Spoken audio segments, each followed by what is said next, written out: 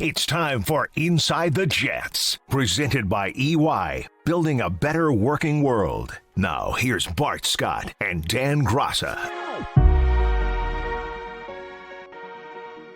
And welcome into another edition of Inside the Jets, presented by EY, building a better working world. Dan Graca with you, joined as always by my pal, former Jet linebacker. He is Bart Scott. Bart, Victory Monday, nothing could be better. Coming off of Thanksgiving. Let me be one of the last people to wish you a happy Thanksgiving, but how was your holiday, my friend? All good? It was good. Hakuna Matata, man. It's good to just take a break and, give an opportunity to give thanks and talk about, be around family, have fun, watch movies, eat some food, fall asleep, and repeat. Absolutely. And my friend Bart has a pretty strong stance on leftovers, so let me piggyback what he just said. If you're listening to the show right now on Monday, the day after the Jets beat the Texans, the leftovers thing should not even be in the equation. Leftovers are done, finished, over. You agree? Yeah, finito. Like it's a wrap. Barbecue chicken. Throw that stuff away. I understand you don't want to waste food, but listen, if it's not all gone by now, if people didn't eat it and take it to their homes with you, then it wasn't that damn good. So that's a you problem. Amen. It's a health issue at this point here. Stay away from the leftovers. We're on to the next week already, and the Jets are going to look back first here and enjoy a little bit. A 21-14 victory over the Houston Texans. They get in the win column for the first time on the road this year, Bart, and things started off a little bit slow yesterday. They fell behind 14-3.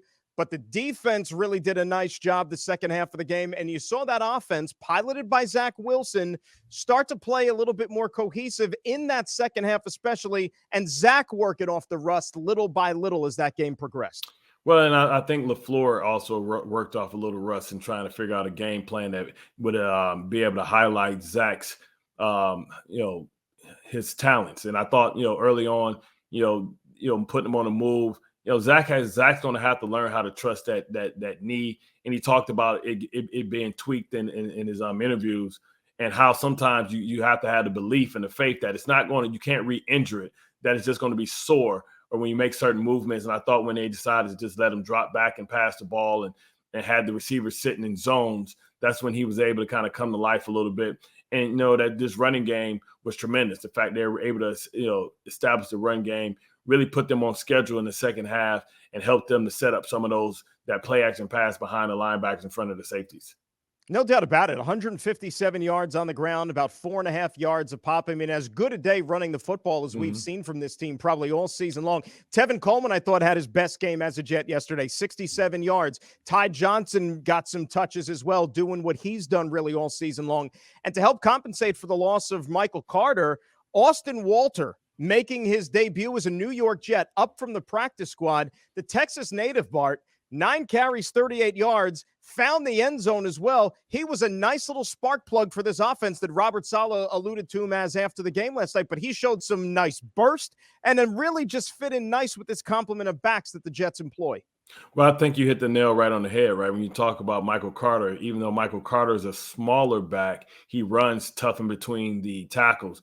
So you don't get that from Ty Johnson. You don't get that from Tevin Coleman, but you was able to get that from Walter. He kind of put all three of those backs together, and I think you get, Michael Carter. And, he had it's a change of pace. He's a smaller back, but he showed that he was tough to run in between the tackles, and it looked like he was moving at a different speed than everybody. Now, you can talk about fresh legs, the fact that he hasn't had the wear and tear, but that's a good thing. When you talk about in the second half of the season where you get guys that earn the right to get playing time, when they get playing time, they come into with fresh legs, right? So they have the opportunity to have a different burst, and they can, it could be a benefit for a football team when guys start playing and they don't have a lot of scar tissue.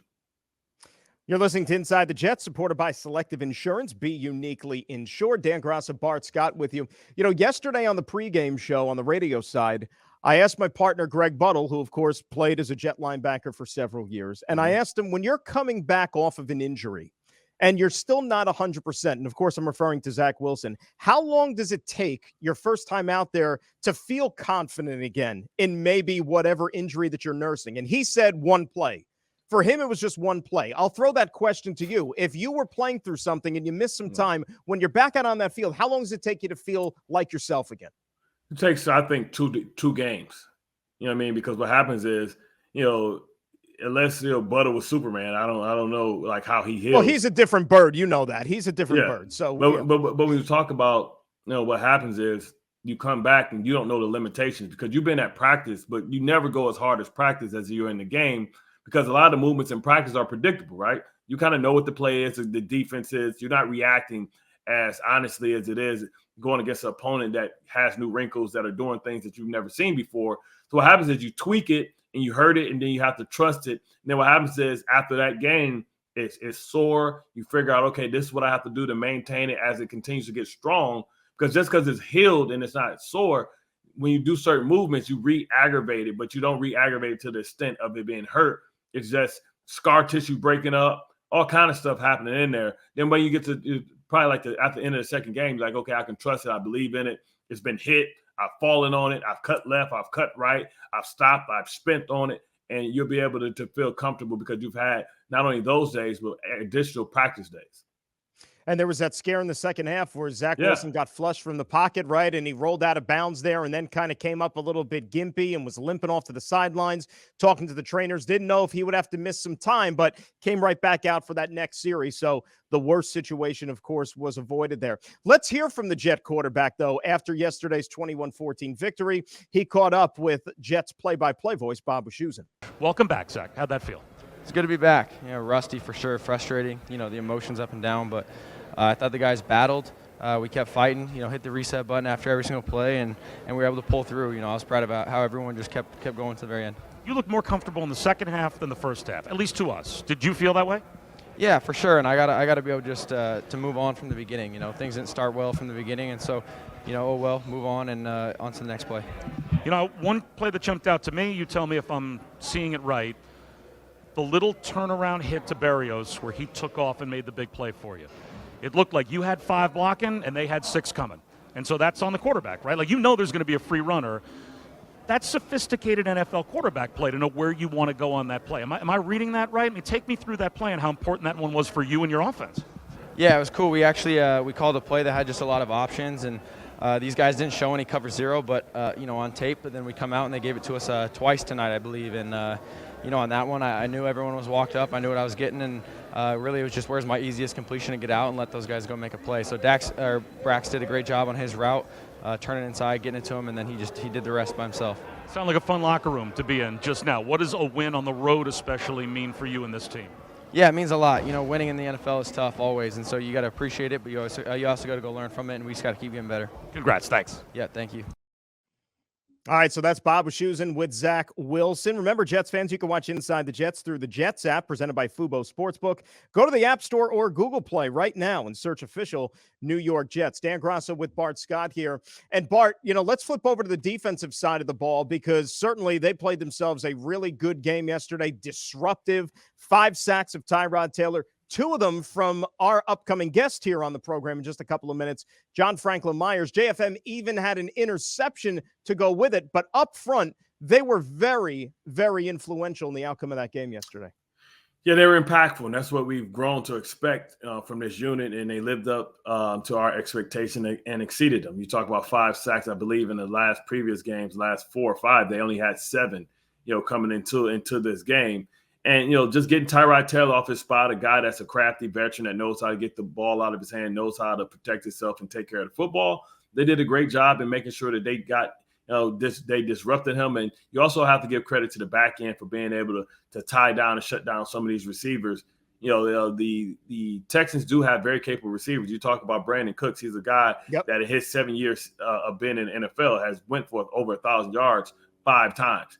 So being able to keep guys in front, not really letting the ball get over their head, and being able to make plays. I think the front end and the back end was tied in. I think, when you talk about, guys like, Quinn Williams coming in and, really, popping off the field and being able to have some explosive plays. I know some guys got dinged up. Guys stepped in. Jared Davis came in and was able to help solidify and continue to play at a high level. And they never gave up the big plays. And when Tyrod Taylor had opportunity to go down and try and win the game, they took care of business. They got the Texans up out of there. They didn't make it interesting at all. No cardiac catch. Nobody wanted to have to deal with that. They were able to take care of business and do it in a professional, workmanlike fashion. No doubt about it. They were able to make the plays when necessary and win the game. You also saw those guys on the back end look maybe a little bit more settled. You know, the Elijah Rileys of the world getting more acclimated to this defense, you know, settling in here a little bit. Javelin Guidry got a lot of snaps at corner. So, you know, that secondary, which had a couple of hiccups the previous week against the Dolphins, settling in against the Texans. And at the end of the day, Jets found a way to get a victory here, their third of the season. We just talked about John Franklin Myers. He's going to join us coming up next right here on Inside the Jets, presented by EY, building a better working world. And welcome back to Inside the Jets, presented by EY, building a better working world. Time now for our player guest segment, which is also brought to you by EY, building a better working world. And we're pleased to be joined by a member of that defensive line. He had 2 sacks yesterday, thrown an interception to boot. And he's John Franklin Myers, who's nice enough to join us here on the program. JFM, it's Dan Graca and Bart Scott. Thanks for joining us today. How are you? I'm doing good, man. Enjoying the Victory Monday. How are you guys?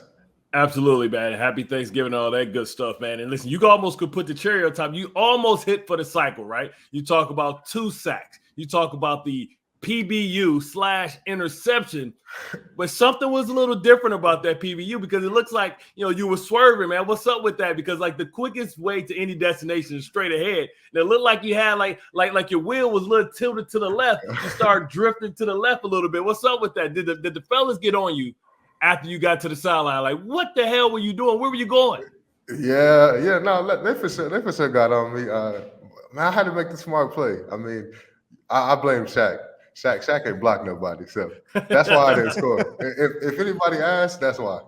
Now tell me this, like I know we all practice the turnover drill, right? And most of the fast guys, they don't want to block. They want to get in pitch relationship because they want you to pitch it to them and they want all the glory. Like, what was Shaq thinking? Now, Shaq didn't block anybody. Did he get in pitch relationship? Or did you have anybody calling for ball?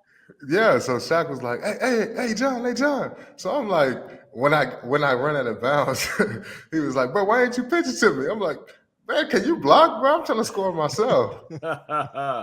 But I tell you what, you guys had 5 sacks yesterday, man, and you know, kind of getting back on track. You know, what was the key? Because it looks like you had a little bit more pop in your step yesterday. I know you had a lot of family members in. You know, was that the added energy that you need? As when we get to this part of the season, everybody's kind of banged up and dealing with something. We're all trying to overcome some things. But it looked like you had a little extra juice in your giddy up yesterday.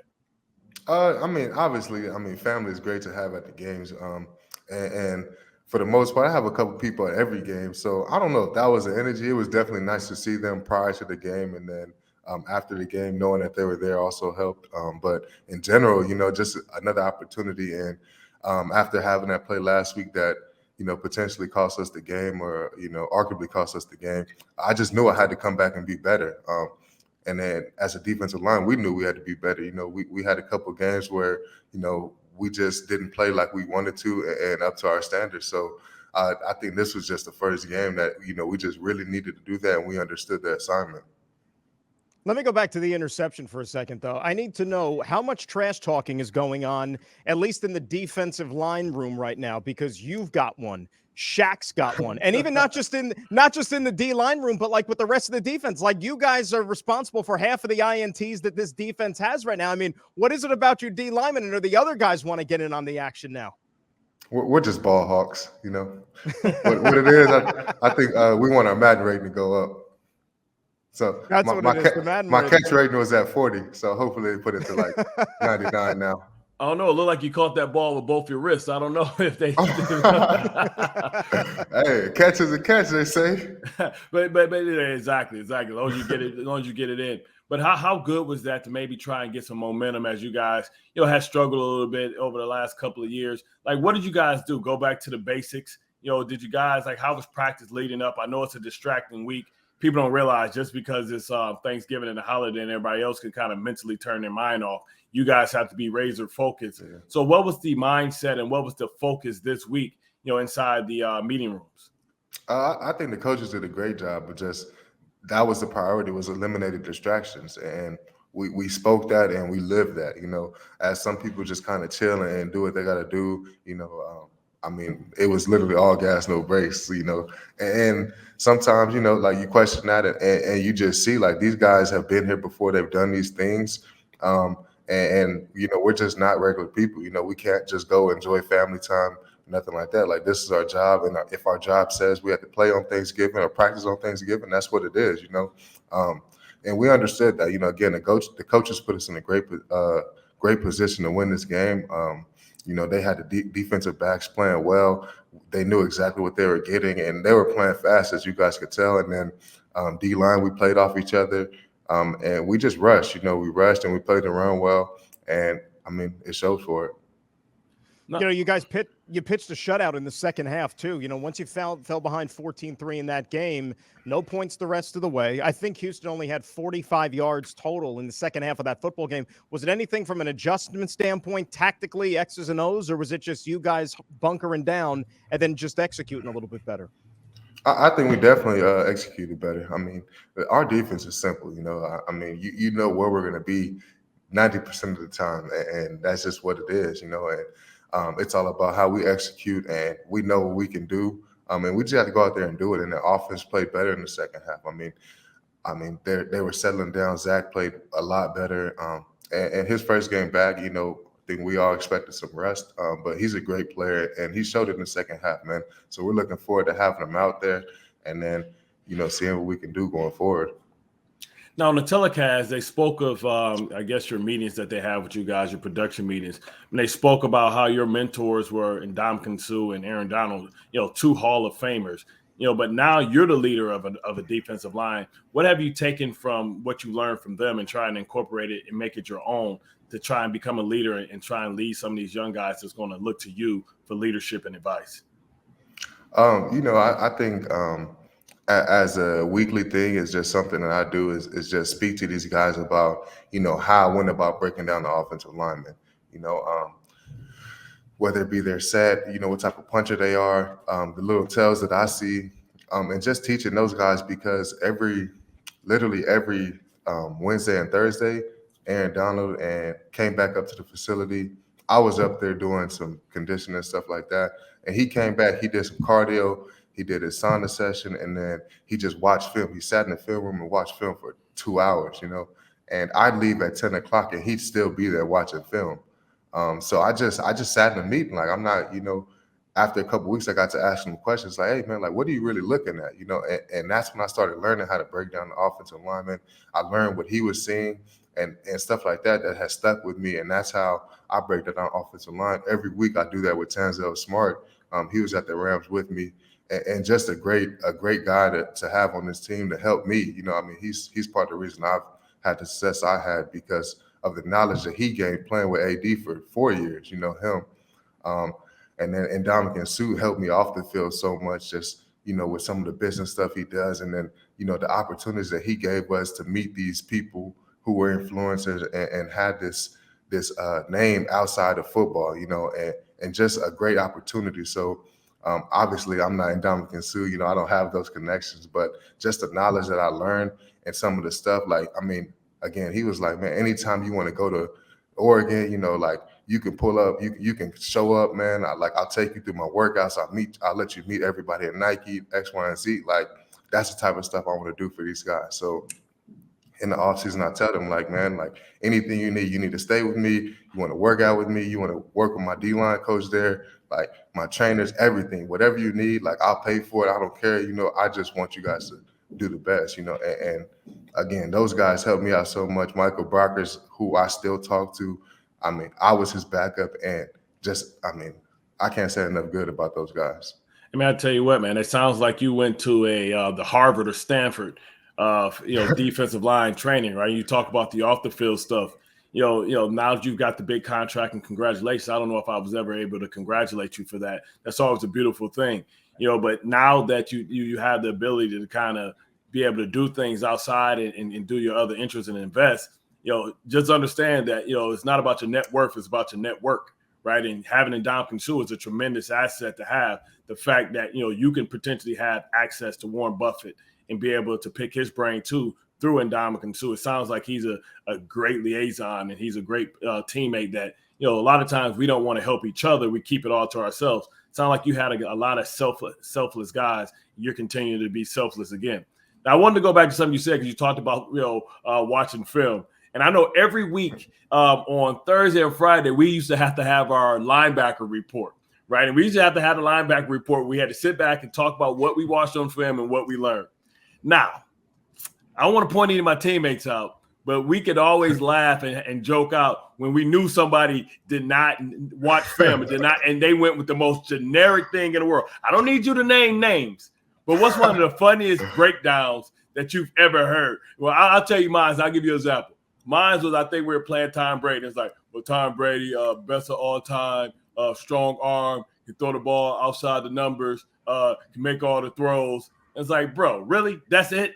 Like, no Tom Brady struggles against two-man. Good study in there, yeah. Yeah, right. Way to be Captain Literal Man. So what's the funniest breakdown that you've ever heard where y'all looked at the dude like, man, sit your butt down, man. Like, you ain't watched a drop of film. I'd probably say, we were going over the center or whatever, and the dude was just like, our coach gives us a breakdown. So like, he gives us everything that a core description, like how he slides, what he does, punch, can you bull him or not, everything. So obviously he didn't even look at that before we even went over the dude, but he was like, man, you could bull this guy. He's undersized, like all this. And then coach was like, oh, well, the center is 6'4", 320. You can't bull him. You can't, like, literally everything that the dude said, he said the opposite. So it was just like, everybody was looking at him like, come on, bro. Like, you ain't even going to read off what coach even said. Like, he gave you the answers already. So that was just like a time. See, wait to take our listeners inside, man. Because listen, like if you ain't even smart enough, and what they do is they put a core description of the player. It's like a quick little breakdown. And some guys are even like, well, we used to do something like that. I know it's different now. We used to have CDs back in the day. Yeah, it used to be CDs and not coasters. CDs used to actually be a thing that we used to listen to music on. I know you probably never seen one before, but like we used to give a guy a blank CD every single week. And also we would hide $100 behind the CD. So if the dude didn't come back and say, hey, something's wrong with my CD, or hey, I got $100 in my playbook, we knew he was watching absolutely nothing. Yeah. Right? So don't fall for the banana in the tailpipe when they don't load your MP3 up. Hey, I'm glad we don't got MP3s. It's like the pop quiz thing back in school. Give you like PTSD thinking about that stuff there. JFM, hang on real quick here. We got more with you coming up next. John Franklin Myers joining us on Inside the Jets, presented by EY, building a better working world. And welcome back to Inside the Jets, presented by EY, building a better working world. Dan Graca and Bart Scott, joined by Jet defensive lineman John Franklin Myers. Yesterday in the game over the Texans there, JFM, Austin Walter, a running back. He was up off the practice squad. He's a fellow Texan just like yourself. He found the end zone, family in attendance, a great story. That's probably got to make it feel good that you got a teammate helping you guys win. And, oh, by the way, you're both from the same neck of the woods there down in the Lone Star State. What did you know about his story before he became a member of this team? Ironically, so when I moved to Houston, I worked out at the gym, and I just seen him all the time, and he was the type of guy that they would finish their workout and he'd still be doing stuff. Like he'd be doing running back drills, like literally by himself. And my trainer would go help him every now and again and stuff. But just a guy who I didn't really even know. He said that he played for San Fran. But, you don't really – I didn't think too much of it. Like I meet 1,000 NFL players, working out at the gym. But a guy who just showed up every day and just did the same thing, like by himself after their workout was 2 hours long. He'd stay and do drills, or do extra core, do something extra by himself. So just – seeing that, and then I seen him here, and I was like, "Oh man, shoot! So this is the same dude, And then we go against him on practice every day, and we see. Our coach literally just talked about it on Wednesday. Like, man, this guy's a good player. Like, I just can't wait. I can't wait till he gets up, man. Like, we seen it a little bit last year in San Fran, because he was at San Fran with him. He was like, man, this guy can go, man. Like, he's a smart player. He just does everything right. Again, I'm happy for him that he found the end zone. Shoot, he deserves it. Hard-working dude, man. I'm excited about his future. That's what football is all about, right? Everybody talk about luck. Luck is when opportunity meets preparation. And, when you get to this point of the season, it's a battle of attrition. Everybody's injured, things of that sort. Who has impressed you? Like, when as far as coming from practice squad or coming from the lower ranks and being able to come out and just kind of step up. A lot of guys aren't practice players, and, they mess up in practice because they overthink it, right? Because everything's slowed down. But some guys, when the lights turn on, man, they're electric. Any young guys kind of impressed you with just their maturity and their ability to try and rise up to the moment, even when their number's called, even though it's not expected by the public? Yeah, I think there's a couple of guys. You talk about obviously Bryce Huff, a guy who kind of everybody just was iffy about. He showed some flashes last year, and all he does is make plays. He rushes. He took advantage of this scheme and just gets off the ball and goes. He's super impressive, run and pass. And then, Elijah Riley, he just got here, and he's made an impact on us like nobody else. Like a guy who just shows up and he's trying to enjoy that leadership role. He does a great job talking to guys, getting guys prepared. Quincy is another. Everybody gave up on Quincy, he's super fast guy, and just that's all they thought he was. And then turn on the tape, and the tape speaks for itself. He's like a little Bobby Boucher, man. Like him and Riley, I love, man, because I was a guy that was willing to knock myself out to knock somebody else out, and they like crash test dummies just like myself, man. So one thing that's one thing about Riley that kind of flashed off the tape. Like, who's this dude? He just coming up and just like Evil Knievel, man. He just coming up and just trying to night people. And Quincy, I always love, you can always tell the guys that's willing to, you talk about all gas, no brakes, not slow down. You can always tell because there's a certain sound when you don't hit the brakes. When you're hitting somebody, you don't slow down. And Quincy has that sound, sometimes to his own detriment. I told Quincy when he hit dude on the sack yesterday, I was like, I had to stop. I was like, damn, he hit him hard. He has those hits. And then Elijah just, sometimes you could be over aggressive and it messes up, some of your other stuff responsibility wise. But me personally, I respect that. Like, I respect the guy 3rd and 1. I guarantee he gonna go hit someone there. If he ain't doing the right thing, hey man, go hit somebody. Watch and out for the mess up 1,000. And he hit me. That's what I actually just talked to him about that, because he hit me in my thigh. His helmet right in my thigh. I'm like, bro, what are you doing? Open your eyes. Yeah, but no, he's a good player, man. I can't say Quincy and him, and then Bryce again. Elijah, the offensive lineman, AVT. He's done great as a young guy. We got some good young players, and even Kenny. He had the block punt yesterday. And he just goes against us every day in practice, and he gets better, and he wants to get better. He's asking us like, hey, what am I doing wrong? Am I doing so? What can I do better? This and that. So I just respect that. I respect that because, as a young guy, sometimes it's hard to just say you need help, and that's okay.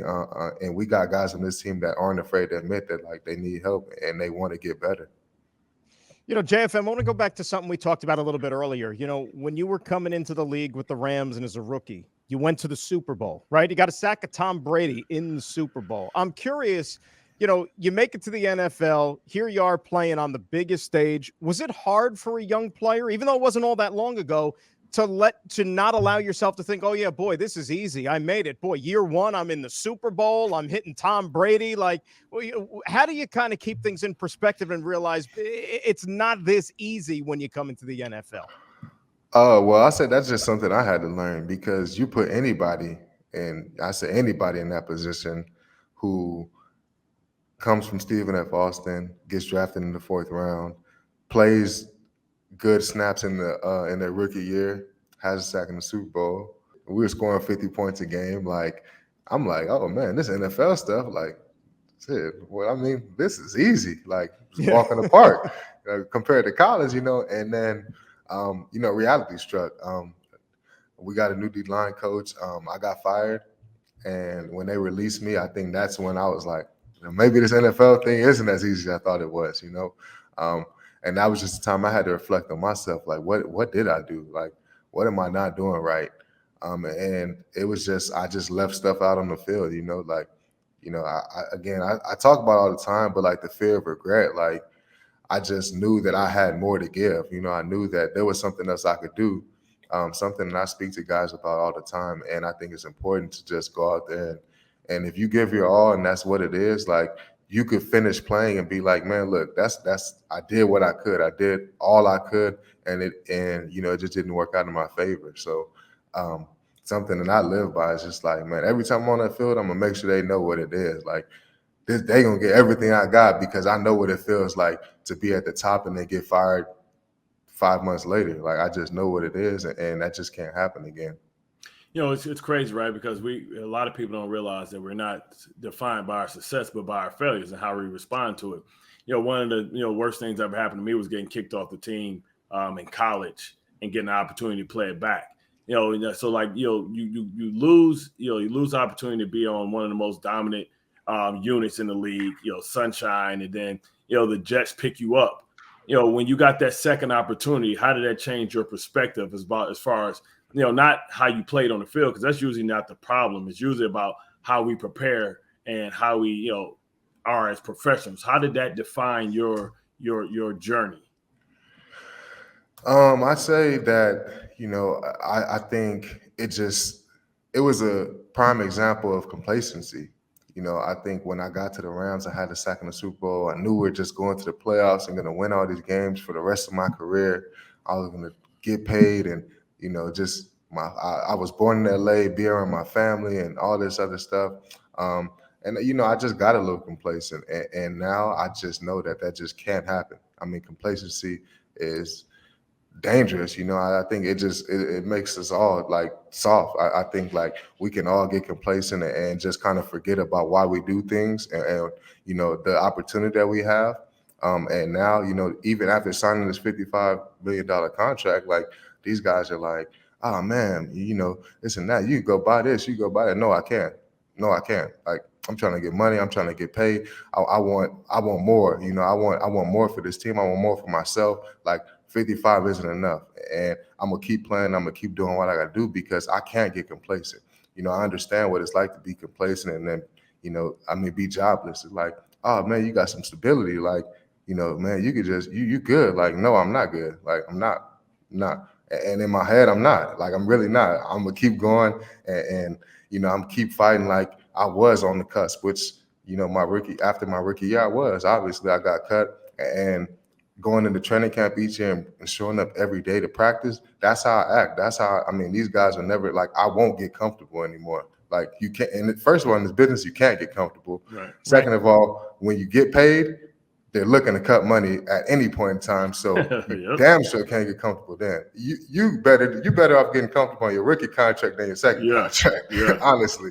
So now there's no complacency set in. Like this is what it is. I'm a football player. And I'm a businessman, so this just has to happen. Like I got to do better. I got to continue to put on great performances, and I got to help this team win games. And as a defensive line, we understand. Again, we understand the assignment. Like the game goes as we go. Speaking of getting comfortable here, I have to know how you made out last week with Thanksgiving because it's a work week, right? And you have to still show up the next day for practice. You got a game in a couple of days. And I'll throw Bart into this as well, being the fact that, you guys being players, the NFL this year, they gave a bye week to Kansas City and to Arizona the week of Thanksgiving. I would think that is like hitting the lottery if you're a player on one of those two teams, meaning like you could just pig out, go crazy on Thanksgiving and not have to worry about working that week. What is going on with that situation? But how was Thanksgiving? Thanksgiving was great. I was fortunate enough to meet a great guy. He's actually my barber. Outside I didn't get a haircut, but he's my barber. And just a guy who just teaches me a bunch of stuff. He's into some real estate stuff. He's been around the block. He's done a whole bunch. He had, one of the first businesses in Morristown, black businesses, and one of the last ones standing out there. So a guy who teaches me a lot, and I go to once a week, and I don't even go there to get a haircut. Obviously, I don't. But I go there to just speak to him, because he has a lot of knowledge for us. A bunch of guys on the D-line go to him now. But he invited me and a couple of guys to his house, and he cooked for us. he wouldn't allow us to bring anything. Like we couldn't even bring like drinks. He was just like, man, don't bring nothing. Wow, like, empty-handed, huh? Pretty good. Empty-handed. Hey, I ain't mad at that. But nah, I mean, he's a great guy. He cooks some good food. I told him to bottle up his barbecue sauce and let me sell it for him. So hopefully we can make some money off that too. Well, you talk about having a bye week on Thanksgiving. It's a gift and a curse, right? Because listen, it's okay for the guys that's small. But I once remember one of my teammates of mine, Howard Green, who Rex told, hey, you got to lose some weight, man. Like, so when you come back from this bye week, you need to lose some weight. He came back 12 pounds heavier. He got cut when he got back because it's real easy for those big boys, man. They eat real good for a couple of days. And you look up and them LBs pop up. Remember, we got to weigh in on Friday. So I don't know if I would want my bye week on Thanksgiving because you really can't go nowhere because you got to be with the family. So you can't go out to Costa Rica, can't go out to Turks and Caicos. So I don't know how much of a favor the NFL did for Kansas City. Well, it's definitely, I mean, it's I don't know. It's iffy, with that, just because we still had to weigh in on Friday. I mean, and after Thanksgiving, I'm like, man, this is wrong. Like, so I couldn't enjoy Thanksgiving myself, really, because I'm not the skinniest person as we all know. Shoot, I'm right at my weight and struggling to stay there, especially when it starts getting a little colder and stuff. But those guys with the bye week, I think timing wise, it's a great bye week. Yeah. Late bye week, yes. Perfect. Week 12 or whatever, like you need that. But Thanksgiving, even the week after Thanksgiving, I don't know if I would want that. Like, I don't know. Yeah, weigh in optional. Weigh in is optional. Like, man, we need to go ahead. Whatever's on this scale, coach, don't worry. Give me a couple weeks. Let me get in a sauna, hot box. A couple fat man walks out the practice. I'll be back where I need to be, baby. Don't worry about it. I had to let them know and let they understand. Or next year we'll talk to Coach Saleh, have weigh in the day before Thanksgiving instead. Just for that week. Make it Wednesday so then you can go out and have a nice Thanksgiving and then not have to worry about making weight when you come back on Friday. JFM, though, thanks for a couple of minutes today. We really appreciate it. Congratulations on the win, the great performance. 6 more to go. A lot of season, a lot of football. Keep up the success, my man, and thanks for a couple today. Hey, thanks for the opportunity. I enjoyed every minute of it. I appreciate it, bro. All right, thanks a lot. That's John Franklin Myers. We still have a lot more to do here on Inside the Jets, presented by EY, building a better working world. And welcome back to Inside the Jets. Dan Graca alongside Bart Scott. And Inside the Jets is brought to you by DraftKings Sportsbook, an official sports betting partner of the NFL. Download the DraftKings Sportsbook app today and use code GREEN for a special offer when you sign up. It's only at DraftKings Sportsbook. Some interesting results in Week 12 of the National Football League. Why don't we stay in the division and go up to Foxborough, where the Patriots pulled away from the Tennessee Titans in the second half yesterday to get the victory. Tennessee is struggling right now a little bit. Let's be real. They lost to the Houston Texans last week. We know that they're banged up. They're missing some key pieces, we know, on offense. And they just didn't have the opportunity to convert the opportunities that presented themselves. I mean, they had 2 guys who ran for over 100 yards in that game yesterday, Bart, but they couldn't cash in on the chances. Patriots did not beat themselves. And once again, you're seeing a team that's peaking at the right time. Well, you talk about this is Vrabel's first loss against his mentor, right? And, I don't know what to really expect from this Patriots team because, listen, they've had some very good fortune in the last, couple of weeks. They played Cleveland without any of the running backs. They're kind of been like Kansas City. They're playing teams. It's not about who you play. It's when you play them. And they seem to be getting them at the right time. This Monday night coming up, they're going to have to go against the Buffalo Bills, who are relatively healthy, even though they lost Tre'Davious White. But you can say, okay, well, the Patriots could have had Stephon Gilmore with them as well. So you call that even. But you talk about this is going to be their first real test. And it's important for any team that's striving to go somewhere to kind of know who they really are in a measuring stick game. You thought that the Tennessee Titans would be a measuring stick game. But without A.J. Brown, without Julio Jones, without Chris Henry, it's like, what do we expect? Now, we have given, seen the Texans play at a high level without Derrick Henry, but we haven't seen them play at a high level without A.J. Brown, without Julio Jones. That's the same team that came into MetLife and lost to the Jets, when they didn't have those 2 pieces. So that just tells you how significant the loss of them. And it was a game for a while before turnovers came and, late in the game. It was close for a while. And it'll be interesting to see who and what this this Patriots team really is. No doubt about it. Next Monday night for the top spot in the division, Pats at Bills. That should be a fun one. Speaking of Tennessee, they still have a 2-game cushion, though, atop the AFC South. And really, that was a golden opportunity that Indianapolis let slip through their fingers yesterday, right? Because the Colts have been playing some good football here of late. They had a nice lead on Tampa Bay yesterday, especially in the first half. They were in control of that game. But then in the second half, Brady and company got going. Leonard Fournette had himself a monster game. Colts could have really narrowed that margin atop the division, but still 2 games back, and they lose the tiebreaker with Tennessee as well. But that was a real big chance, I thought, that they let slip away. Of course, and that's what happens when they got outside their identity, because they decided to continue to try and air it out instead of leaning on that run game. And I thought that was a pivotal mistake that they made, the fact that they didn't try and continue to establish the run to be able to take the clock away, especially when they had such a big lead. Carson Wentz, came up short just a little bit, and Tom Brady did Tom Brady things. But Leonard Fournette setting a career high with 4 touchdowns in one game.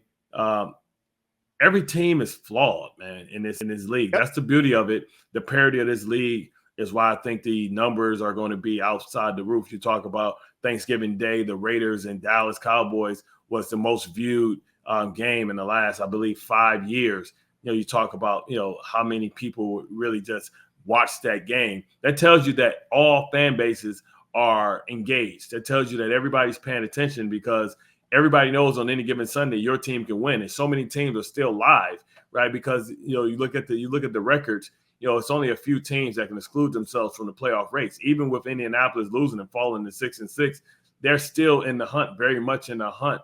And if they finish the show and close out, strong, they'll be right there, and that'll be a team that nobody will want to play. I think they just threw a flag, by the way, from that Cowboys-Raiders game from Thanksgiving. They threw another flag because they're still not done throwing. I mean, that was insane. No, but to your point, I mean, you look even over on the NFC side of things with the playoff race right now. All right, Giants beat the Eagles yesterday. Eagles, of course, team the Jets are going to see next week at MetLife Stadium. Giants are only a game out of a playoff spot, and all the struggles that they've gone through, firing their offensive coordinator last week, and not that the new guy. How did that offense look yesterday? You know what? Thankfully, their defense forced how many turnovers from Jalen Hurts yesterday? That's why they won the game. But my point is, they're still in this thing. I mean, we had San Francisco left for dead not too long ago. San Francisco right now is in a playoff spot, playing good football. It's just 6 more weeks to go. Who knows how this thing is going to play itself out? It's amazing how one more game added to the schedule just opens up all the possibilities. It's crazy. Because the one game and also the extra playoff spot, right? But I think, the most exciting races at the top, as you see teams that are trying to vie for the opportunity to have the bye. The fact that only 2 teams get the bye is amazing, right? And, I think that's going to play, a huge role in who's going to be fresh, who can heal up. That's why, Tennessee losing yesterday was so, such a devastating loss, because now the Baltimore Ravens are the number 1 seed in the AFC, and they're a heavily flawed team, right? And that was an opportunity for Cincinnati to pop up into the first place after we left them for dead. So every time we leave a team for dead and declare them done, they come back like Michael Myers, and it's got to be another sequel, coming to the stage. So, I mean, you think about it, it's really exciting, and I think everybody doesn't know how this is going to end up. And that's what you like. You talk about the ultimate reality TV. You don't know who's going to make the play to get their team in the playoffs, and who's going to make that play that keeps their team from being able to go to the postseason, and the ramifications of who jobs that's going to cost, and what's going to happen, and, when that happens, when somebody ultimately, doesn't live up to the expectations. So now you look at Green Bay and you look at the Arizona Cardinals in the NFC, the fact that, I think Arizona won by simply having a bye, right? They won by not even playing, and, being able to, watch the Los Angeles Rams, who are struggling of late, really, really cement themselves deep into that second spot, and still, Arizona 2 games above them, and they have to play each other again. And Matthew Stafford now dealing with a bunch of injuries, which certainly don't help matters for them. Get your tickets to see the Jets host the Eagles on Sunday, December the 5th at 1 p.m. at MetLife Stadium, presented by SAP. Lock in your seats at nyjets.com/tickets. Let's talk about the Eagles here real quick. They lose to the Giants yesterday. The 4 turnovers, as we know, but they ran the football really well. They ran it for over 200 yards, so that's something certainly that the Jets are going to have to keep an eye out for to maybe slow down that Eagle attack. Yeah, I mean, you talk about Jalen Hurts too and what he's been able to do with being a mobile quarterback. So once again, the Jets have to play a quarterback, like Josh Allen, that has the ability to make plays with his legs, and also, part of the run game, right? So like the Eagles have been playing very well, and Jalen Hurts, his stock had been rising before the turnovers. The Jets are going to have to try and turn him over too to get extra possessions, because it seems like they found something. It seems like he's selling into his own. So it's not going to be any easy out because of his ability to be able to buy time with his legs. And do you spy him? Do you go cover one where guys are having their backs turned? Or what do you do as far as being able to control that added dimension, that element that they have? Because almost like Lamar Jackson, they have designed runs for him. And that's something that you have to prepare for because that makes you play 11 on 11. And there's an opportunity for history coming up on Sunday, and I'm sure some Jet fans know, some don't, but there's one franchise in the entire NFL that the Jets have never beaten in the history of the franchise, and that's the Philadelphia Eagles. Wow. So they'll take another swing at this thing, Bart, on Sunday, seeing if they could get that elusive victory against Philadelphia. Now's the perfect time, don't you think? Absolutely. Bart, great job as always, my friend. Enjoy it. Heal up. We'll do it again next week. What do you say? Let's do it. I'll be here. That's it, baby. He's Bart Scott. I'm Dan Graca. Thanks for joining us here on Inside the Jets, presented by EY, building a better working world. So long, everybody.